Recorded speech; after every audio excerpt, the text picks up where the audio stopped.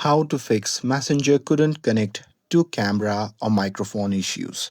Hey everyone, welcome back to the channel.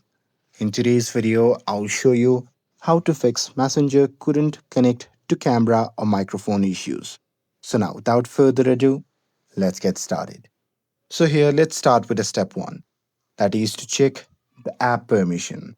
So here, simply long press on the Messenger app icon, and now here from the pop-up menu, just tap on App Info. And now here, once you are inside the app settings, simply scroll down and tap on App Permissions. And now here in this section, make sure that camera and microphone are allowed. If not, then you can simply select those options. And now here in this section, you can simply set this option as allow only while using the app. And with that, Messenger will work properly. And with that, moving forward to the step 2, that is to restart Messenger and device.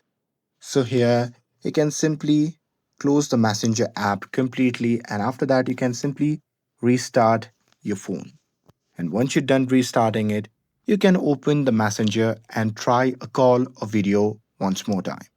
And with that, moving forward to the step 3, that is to clear the app cache. So here again, simply long press on the Messenger app icon, and now here from the pop-up menu, just tap on App Info. And now here in this section, just tap on Clear Data option, which can be seen in the bottom right corner of the screen.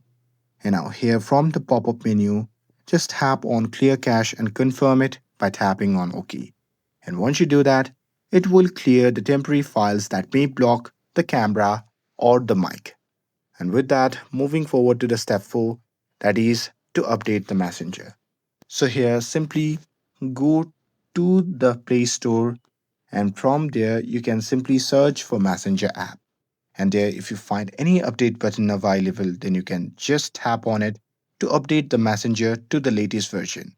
Because outdated apps can often cause camera or mic errors. And with that, moving forward to the step 5, that is to reinstall the Messenger.